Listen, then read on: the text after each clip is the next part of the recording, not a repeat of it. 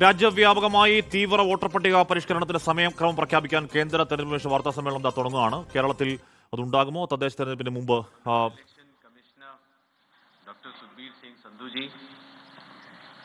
Honorable Election Commissioner Dr. Vivek Joshi, Election Commission के senior officers, media के हमारे साथी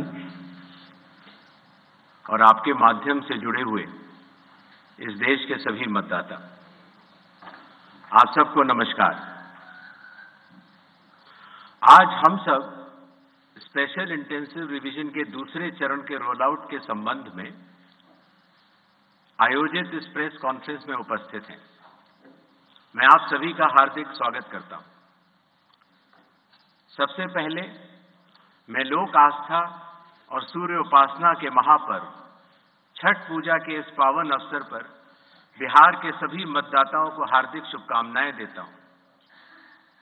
आज अस्ताचलगामी भगवान भास्कर को अर्घ्य देने के शुभ दिन पर मैं बिहार के 7.5 करोड़ मतदाताओं को विशेष रूप से नमन करता हूं, जिन्होंने निर्वाचन आयोग पर अटूट विश्वास जताया है और एसआईआर में पूर्ण भागीदारी निभाई और अब इस चुनाव में मतदान करने के लिए उत्साहित है।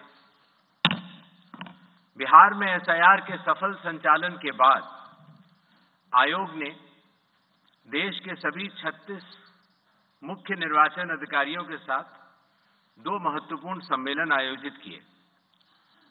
इन बैठकों में एसआईआर से संबंधित अनुभवों, तकनीकी प्रगति और भविष्य की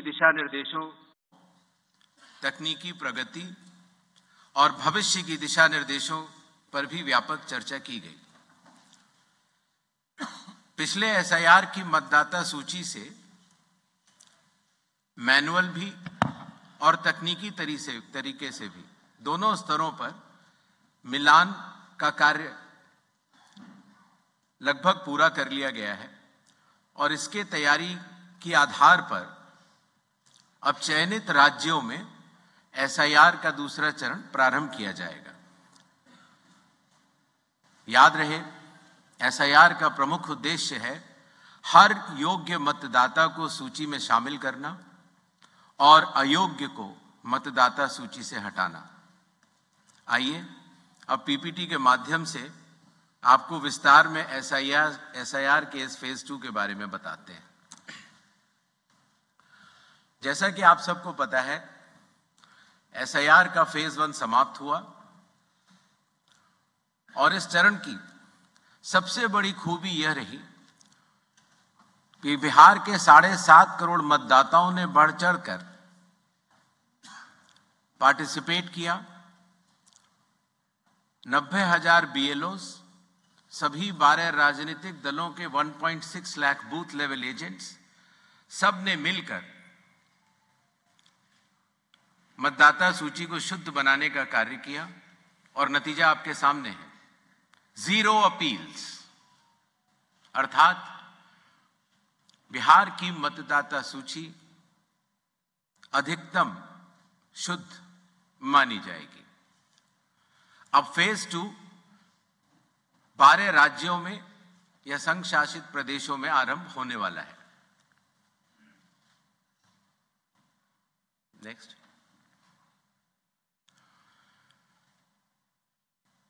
किसी भी मतदाता के लिए जो उसकी अर्हताएं हैं वो संविधान के अनुच्छेद 326 में लिखी गई हैं, अर्थात भारत का नागरिक होना, कम से कम आयु 18 वर्ष की होना, उस विधानसभा क्षेत्र का सामान्य निवासी होना और किसी अन्य कानून से उसको डिस्क्वालीफाई न किया गया हो।